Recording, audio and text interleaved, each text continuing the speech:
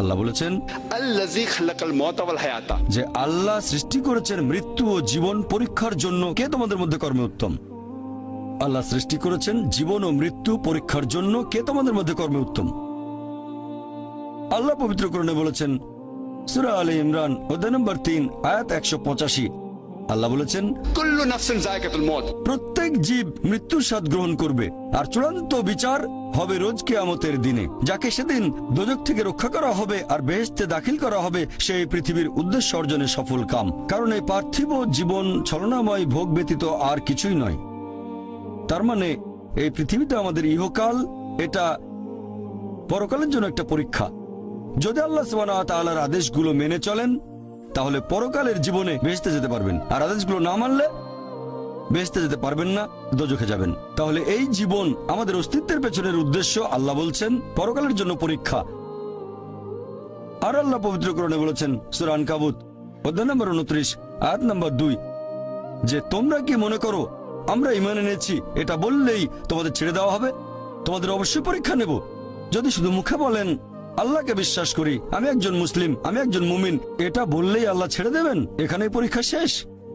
আল্লাহ বলছেন তোমরা জানো না আমি পরীক্ষা করব? শুধু বললেন আমি একজন মুসলিম, শুধু মুখে বললেন আমি বিশ্বাসী, মুখে বললেন আমি আল্লাহর কাছে নিজের ইচ্ছাকে সমর্পণ করি, তাহলে আপনাকে ছেড়ে দেওয়া হবে না। আল্লাহ অবশ্যই পরীক্ষা করবেন। আল্লাহ পবিত্র কোরআনে বলেছেন সূরা বাকারা অধ্যায় নম্বর 2 আয়াত নম্বর 155, আমি অবশ্যই তোমাদের পরীক্ষা করব ক্ষুধার ভয় দিয়ে, জীবন আর ধন সম্পদের ক্ষয়ক্ষতি দিয়ে, এবং ফল ও ফসলের ক্ষয়ক্ষতি দিয়ে।